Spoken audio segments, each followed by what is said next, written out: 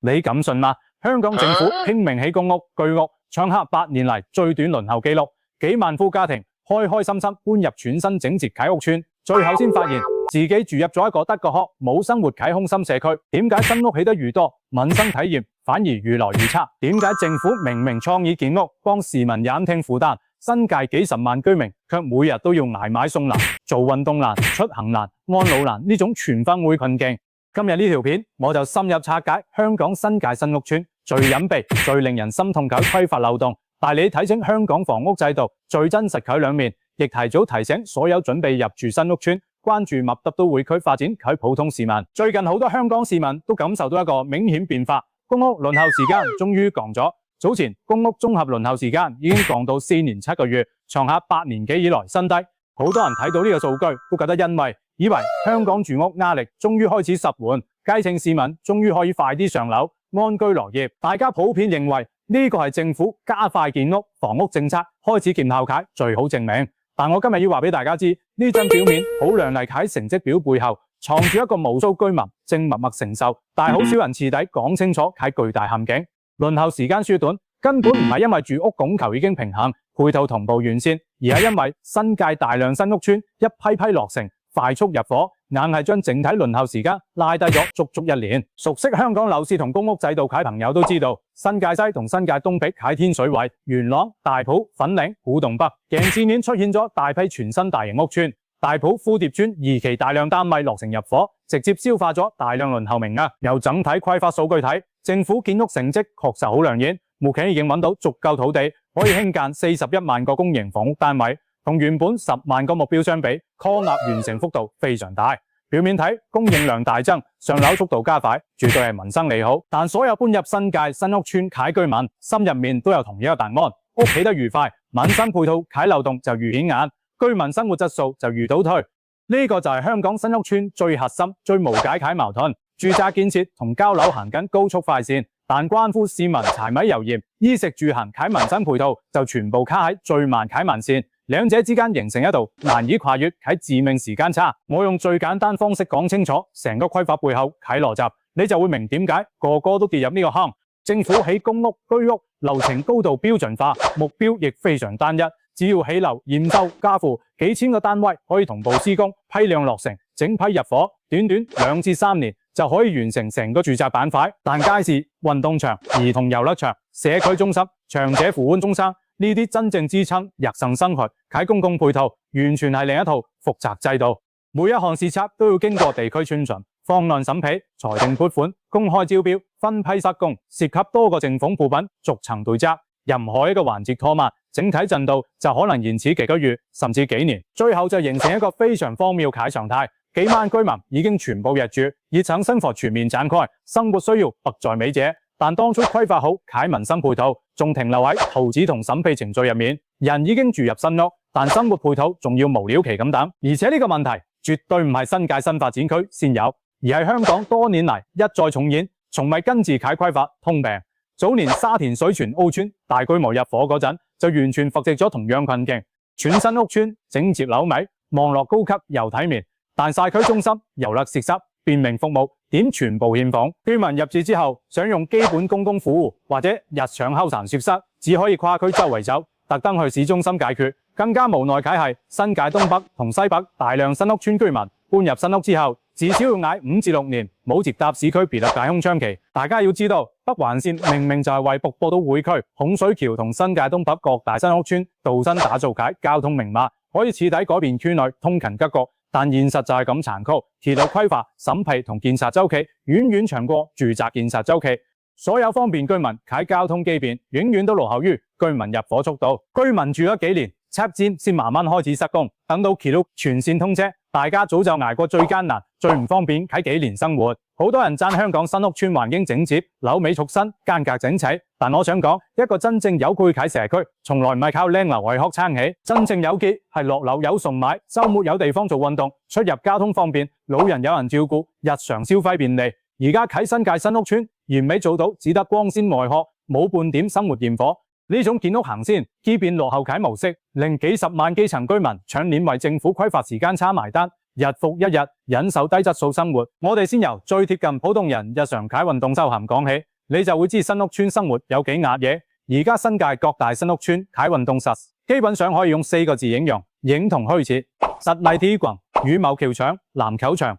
一到黃金時段，即係放工、放假、週末同假期，永遠百分百爆滿，一場難求。區內人口年年大增，入住居民越來越多，但運動場地同後勤設貿量長年完全冇增加。大家代入諗下，香港街頭打工仔同學生生活有幾壓抑？平日朝9晚6，讀書返工輪住嚟，根本冇多餘時間放鬆做運動。好不容易等到週末同假期，想落樓噏下舒展身心，結果次次都搶唔到場，最後只可以無奈返屋企對住手機同電視消磨時間，完全冇社區後勤可言。而且好多屋邨公共場地都唔係專業專用場地，居民要自己帶球網同器材，部分露天球場夜晚燈光昏暗，環境簡陋，體驗非常差，根本達唔到後勤運動放鬆身心睇效果。香港拍球推廣聯盟就曾經建議，當局應該全面開放屋邨閒雜露天場地俾市民租用，原因就係而家場地缺口實在太大，現有資源完全滿足唔到居民基本需要。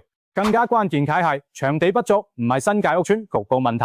而係全香港運動配套喺系統性短板。香港劍擊學校社長亦直言，香港體育業最大痛點就係訓練場地嚴重不足，好多體育館訓練實習要朝搭晚拆，不斷重建，根本冇辦法固定使用，訓練環境非常差，嚴重限制大眾運動同體育業發展。唔單止運動場地不足，公共運動配套人手亦出現巨大缺口。單係醫患病，26年5月，全港46個公眾泳池就有21個因為救生員人手不足，被迫局部關閉嬉水池、兒童池等核心設施。目前公務員救生員空缺率已經升到17%。行業長年難請人，人手長期不足，場地唔夠，人手又唔夠，雙重缺口加埋，最後受苦嘅仍然係普通居民。反而樓齡夠、視測夠，喺傳統屋邨就有新屋邨比唔上喺優勢。舊屋邨配套成熟齊全，運動場地充足，街坊落樓就可以做運動。鄰里平日互動頻密，社區人情味濃，生活氣息十足。但全新新屋邨雖然樓米乾淨靚，居住空間更好，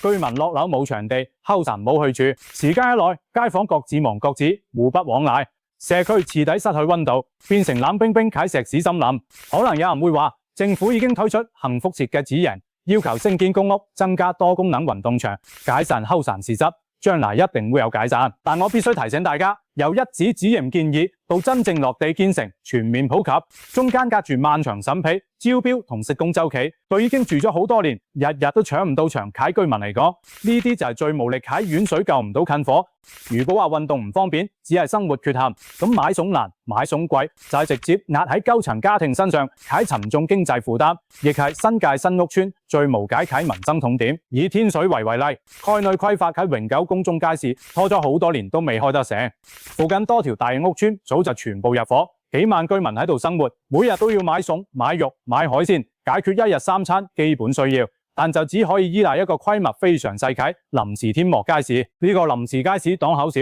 貨品單一，選擇有限，而且營業時間短，服務範圍亦好窄。住得稍為遠少少嘅街坊根本唔可能特登去採購，平日買餸非常唔方便。自打部分街坊最後只可以被迫幫襯屋邨入面嘅超市同便利店。但大家要清楚，私營商鋪冇政府補貼，租金、人工、運輸同營運成本全部要自己負責，最後所有成本都會轉嫁落貨品售價，物價自然居高不下，結果就出現一個非常唔公平嘅現象。同樣係基層家庭，新界新屋邨居民每個月買剩開支比市區公屋居民高一啲。打工仔平日通勤忙，時間緊，根本唔可能特登跨區去元朗市中心街市買平價食材，只可以被動接受高物價，默默承受呢份無望生活壓力。由三個角度睇，困境同樣嚴重，最後亦會反過嚟影響居民生活。食環署轄下公共街市長年虧損，24至25年度整體虧損高達7億。天水圍臨時街市商販就坦言，目前檔口月租3900蚊，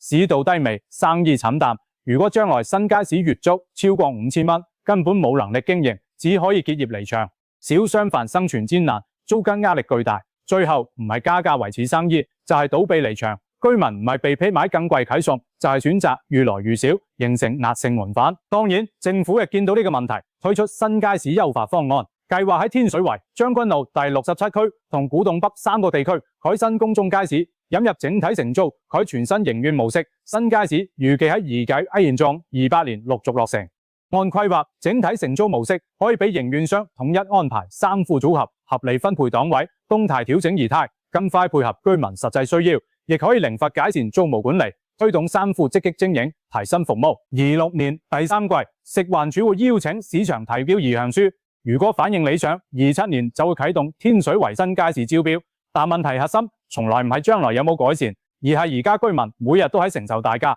對已經住咗好多年啟街坊嚟講，將來啟利好補唔返今日啟拱景。好多家庭主婦都直言買房首先睇價錢，如果新街市租金急升，物價上漲，大家仍然寧願跨區去市中心買平價食材。就連現有臨時街市商販都非常焦慮，現時臨時檔位月租只係1500蚊，一旦搬入新街市後，租金翻倍，小本生意根本難以維持。未來街市改革究竟係方便居民，定係加重民生壓力，逼小散戶退場？而家仍然充滿未知。除咗生活配套不足，新界新屋邨仲有一個好容易被忽略，但直接關乎居民生命安全啟致命問題，就係親會嚴重不足，委託問題長年解決唔到。而家屋邨抽位緊張解根源係規劃標準嚴重落後，完全脫離現實。目前沿用解屋邨抽位配套標準係幾十年前訂立，參考當年低密度居住環境同私家車普及率極低解背景，完全冇預計到今日人口高度密集，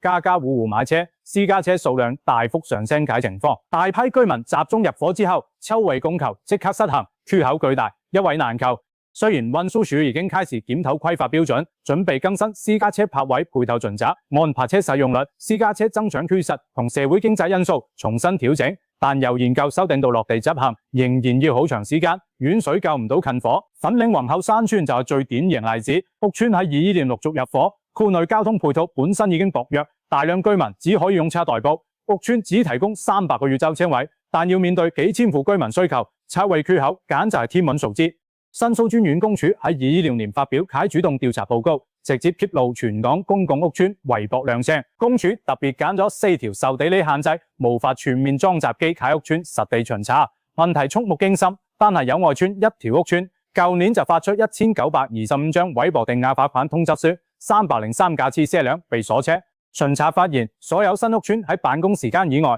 委泊問題尤其嚴重。大量車輛亂泊，甚至直接霸佔緊急通道同消防通道。呢個已經唔係普通出行唔方便、只隨混亂，而係實實在在引戰很嚴苛。一旦發生火警或者突發疾病，調遠車輛入唔到，後果不堪設想。雖然公署已經向房屋署提出12項解散建議，包括嚴查委泊黑點、緊急通道委泊即時鎖車拖車、加強跨部門執法合作、提高委託成本，房屋署亦全部接納。政府亦喺26年元旦將委泊定額罰款由320蚊加到400蚊，希望靠加價壓低亂象。但所有人都知道，罰款加價只可以治標，治唔到本。車位總量不足呢個核心問題，一日唔解決，就永遠係拖走一批又駁滿一批，惡性雲攀，冇完冇了。尤其落雨天同夜晚視線差，道路兩邊圍泊車輛密集，居民行路出入步步驚心，日常安全完全冇保障，比出行安全更加令人擔心嘅係新界新屋邨越來越嚴重喺安老配套缺口，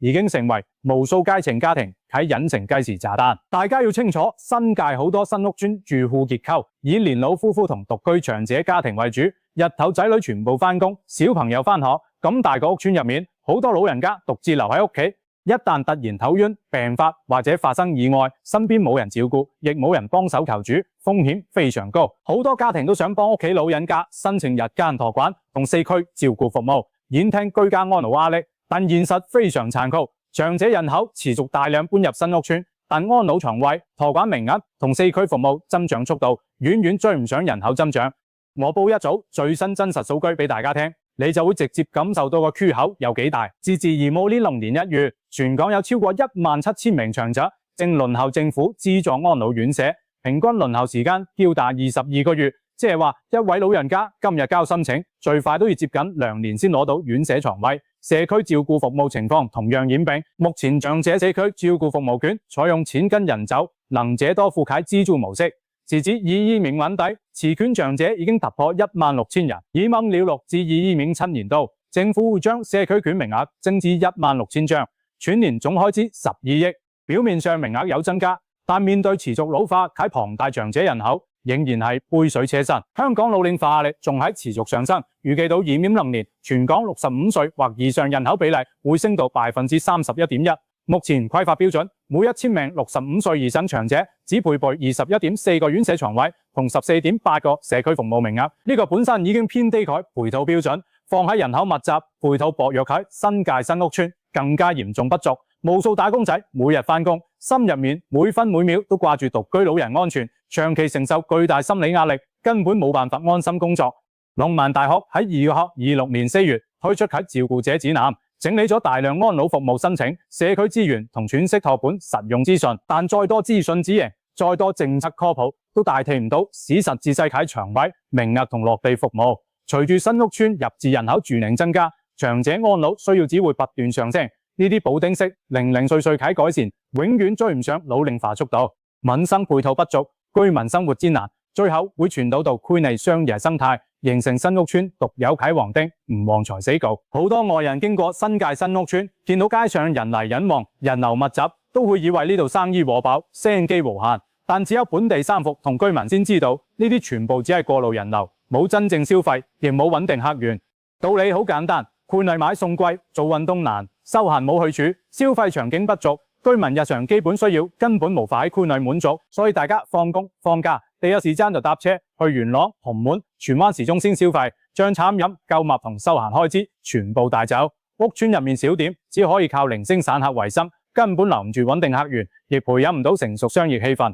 耐咗之後，區內商業陷入無解惡性循環。創業者見到人流，以為有商機，大膽租鋪開業，最後先發現消費力低迷，收入慘淡，頂唔住租金、水電同人工壓力，只可以無奈結業離場。大埔富善邨經營10年凱龍悅酒家就係最真實縮影。呢間兼監街坊服務社區10年凱屋邨老字號酒家喺移名26年8月9日正式結業，員工無奈表示，近年生意一年差過一年，長期虧損，入不敷支。老闆最後自己上執結業。呢種屋邨老字號從來唔止係食飯地方，更加係長者飲茶傾偈、街坊社交聚腳喺核心社區樞紐。佢結業唔單止係一間鋪倒閉，更加係成個新屋邨社區溫度同商業生態凋零嘅證明。有網民講得一針見血，而家幾乎冇人會喺屋邨擺婚宴酒席，單靠早午茶市嗰啲微薄收入，根本撐唔起大型酒家營運成本。而且呢個唔係個別現象。26年短短4個月內，全港至少有14間酒樓食肆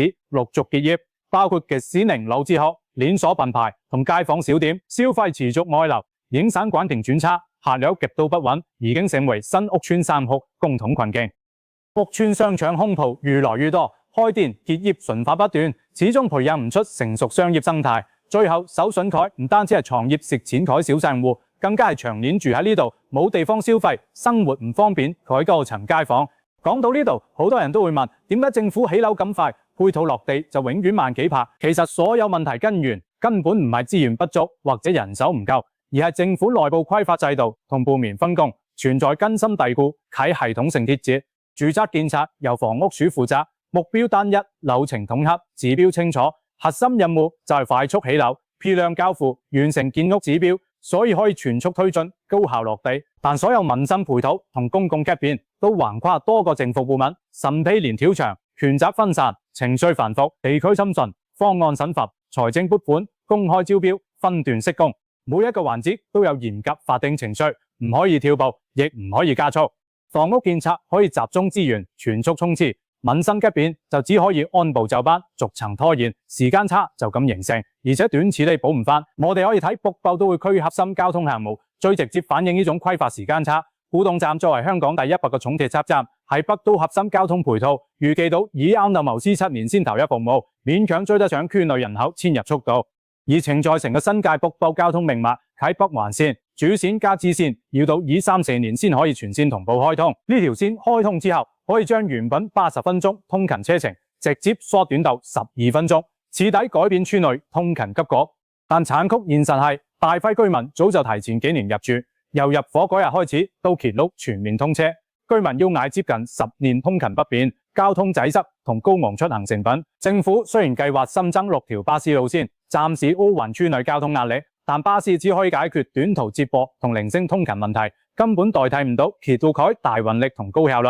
根據官方預測，以烏年運28至231年新界北區人口同車流會爆發式增長，交通壓力去到最高峰，但核心鐵道網絡要到2-3年先全面到位，中間呢幾年時間差，就係居民每日我外花啟通勤時間，每月多俾啟交通費，同長遠要忍受啟擠塞同不便。所有問題底層根源歸根究底，就係老舊規劃標準完全追唔上新時代居住需要。而家新界新屋邨人口高度密集，居住模式升級，私家車普及，居民生活需要全面多樣化，但配套規劃盡責仲停留喺幾十年前低密度、低需求年代，先天規劃標準不足，後天審批程序落後，最後令所有民生資源全面供不應求，形成一浴室就短處，一居住就唔方便啟固定格局。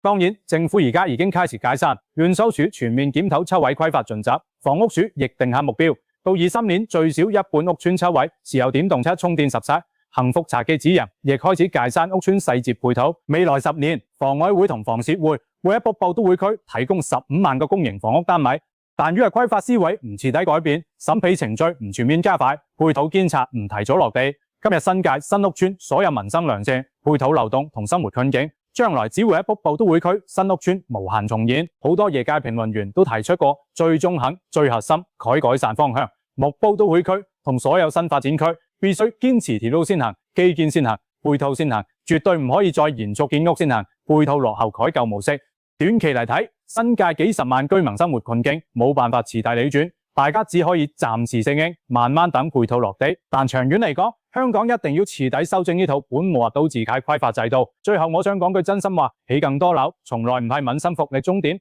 居民住入屋之後，可以擁有方便、安穩、舒適生活，先係城市規劃真正意義。全新高樓、整隻屋邨，只係城市良里外殼，成熟街市、充足場地、方便交通、完善安老配套同有溫度社區氣氛，先係普通人真正需要啟生活理起。如果只追求建屋速度，只睇上樓數據，忽略民生配套同居民體驗，就算新屋再多，建屋成績表再亮眼，最後都只係一座冰冷空心城市。睇完呢條片，相信你終於睇明香港新屋邨光鮮背後嘅真實困境。如果你亦覺得呢套本末倒置嘅規劃模式需要徹底改革，覺得幾十萬基層居民生活困境值得關注，記得讚好、收藏同分享呢條片，等更多人睇到真實民生現況。亦歡迎大家喺留言區分享你住喺新屋邨嘅真實體驗，講下你遇到啟買上難、出行難同配套不足問題。仲未訂閱我頻道嘅朋友，記得即刻撳訂閱，我會繼續拆解香港民生底層邏輯同城市規劃利弊，帶你睇清香港最真實嘅社會現況。我哋下期再見。